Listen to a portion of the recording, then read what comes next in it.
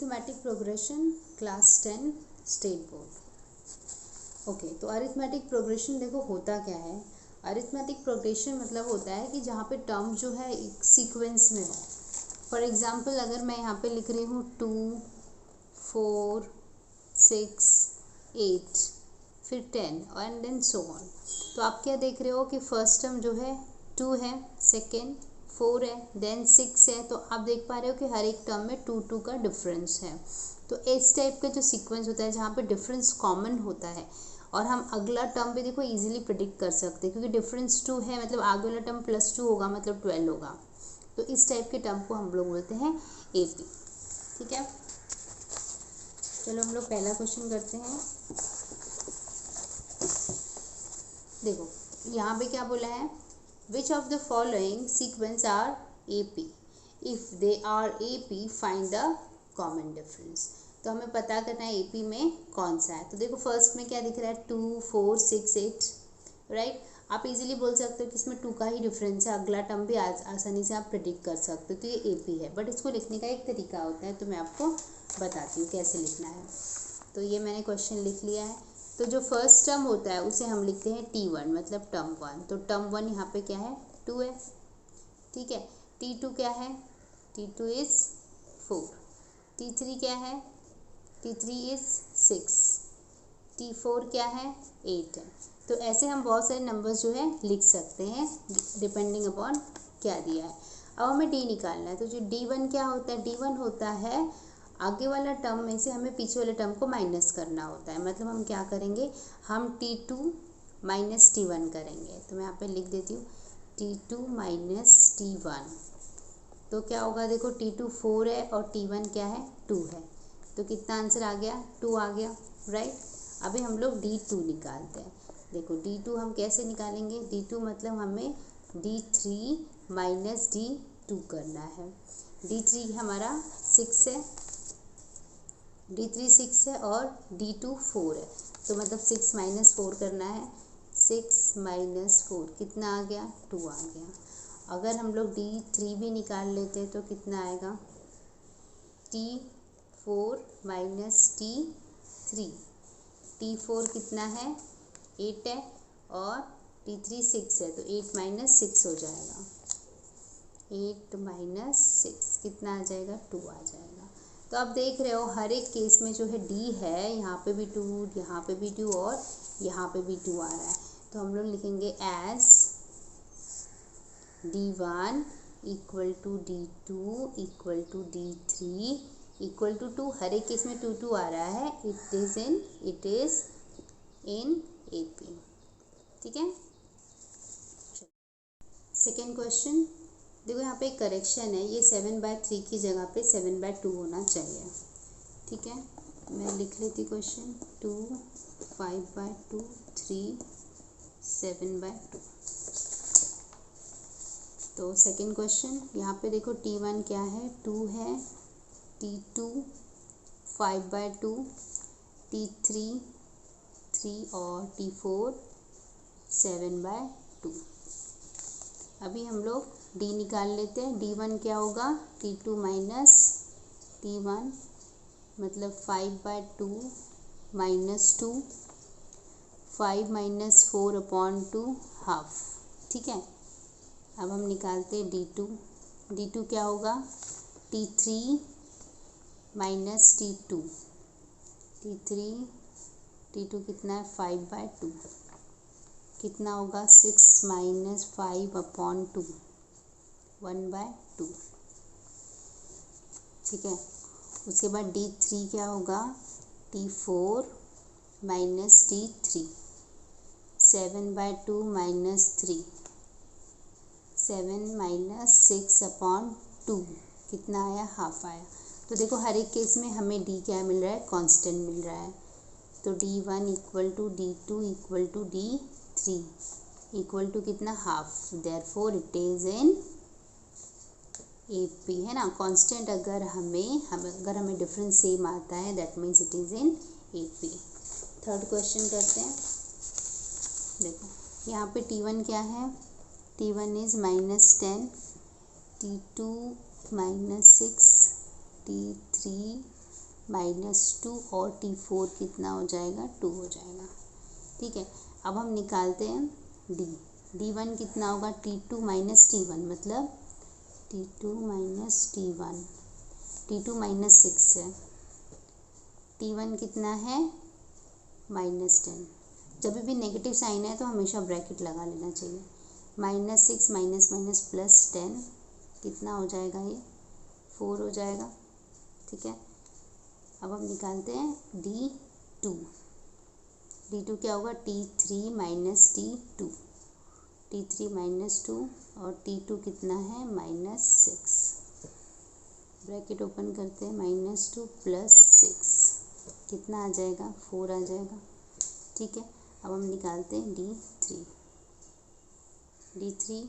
T4 minus T3, T4 कितना है 2 minus T3 कितना है -2, 2 + 2 कितना आ जाएगा, 4 आएगा। तो देखो यहाँ पे 4 4 4, तो मतलब सारे D यहाँ पे सेम ही आ रहे हैं।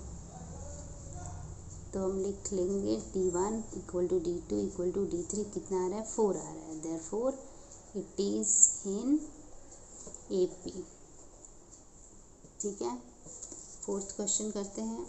मैंने फोर्थ क्वेश्चन लिख लिया है। देखो यहाँ पे T1 कितना है 0.3, T2 है 0.33, T3 है 0.333। ठीक है, अब हम डिफरेंस निकालते हैं। पहले हम D1 निकाल लेते हैं। तो D1 क्या होगा, T2 माइनस T1 मतलब क्या, T2 कितना है 0.33, T1 कितना है 0.3। ठीक है, तो हम सब्ट्रैक्ट कर लेते हैं। 0.33 माइनस 0.3 सब्ट्रैक्शन करेंगे तो यहाँ पे 3, यहाँ पे 0, यहाँ पे 0, तो D1 कितना है 0.03। हम निकालते हैं D2। D2 कैसे निकलेगा, T3 माइनस T2, T3 है 0.333, T2 कितना है 0.33, सब्ट्रैक्शन करते हैं 0.333 0.33, यहाँ तो 3 आ जाएगा, ये 0.0, तो यहाँ पे D कितना आ गया 0.003। ठीक है, अब क्या देखा यहाँ पे, जो D1 है वो 0.03 है और D2 है वो 0.003 है, तो मतलब D मैच नहीं हो रहा है। तो हम लिखेंगे as D1 is not equal to D2, it is not in AP। ठीक है, फिर करते हैं। यहाँ पे देखो T1 है 0, T2 है -4, T3 है -8, T4 है -12। ठीक है, अब हम निकालते हैं डिफरेंस। D1 कैसे निकलेगा, T2 माइनस T1, T2 है -4 -0 कितना आएगा -4। ठीक है, D2 का क्या आएगा, T3 minus T2 -8 minus of -4, क्योंकि T2 जो है वो नेगेटिव है इसलिए मैंने ब्रैकेट में डाल दिया। अब ओपन करती हूँ, -8 माइनस माइनस प्लस, आंसर कितना आएगा -4। D3 निकालते हैं, D3 निकलेगा T4 minus T3, T4 -12, T3 -8,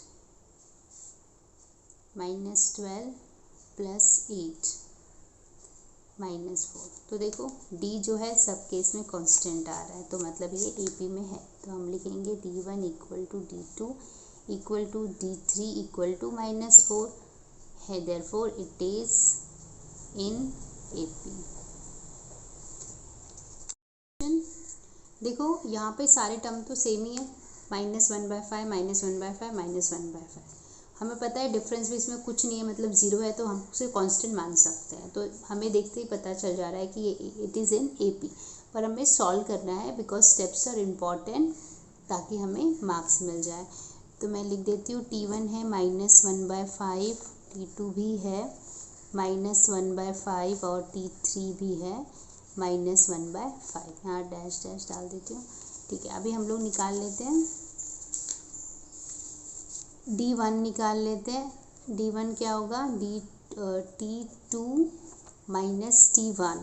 T2 कितना है, -1/5 माइनस ऑफ -1/5, ब्रैकेट खोलते हैं, -1/5 प्लस 1/5 कितना आ जाएगा, 0।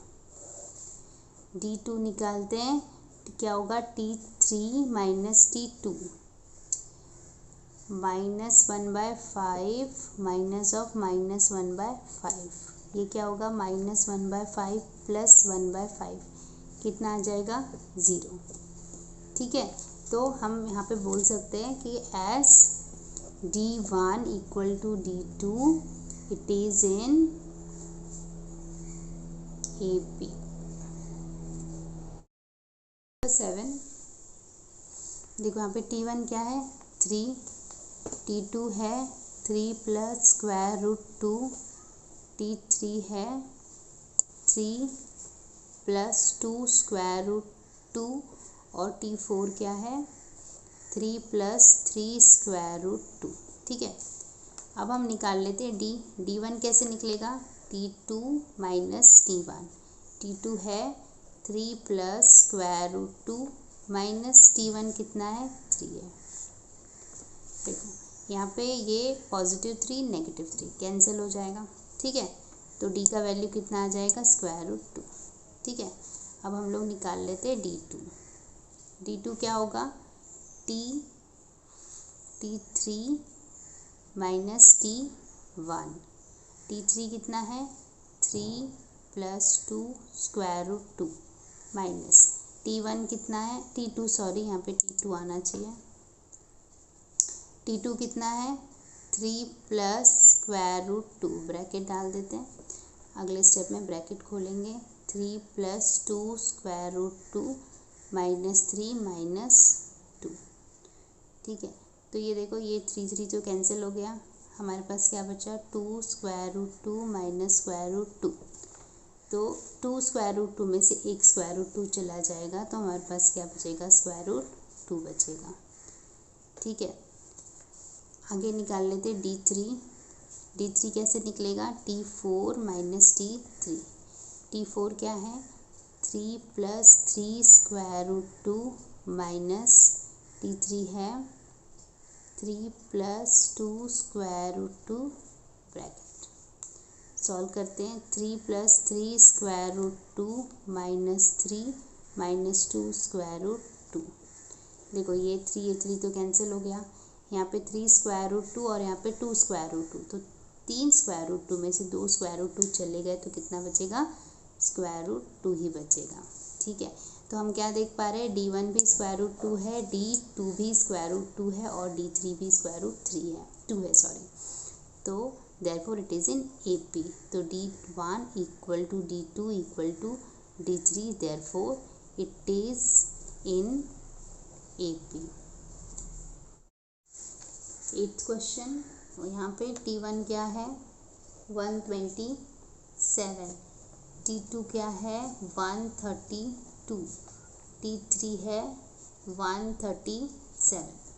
ठीक है, अब हम D निकालते हैं, D1 T2 minus T1, 132 minus 127, 132 minus 127, 5 बच जाएगा।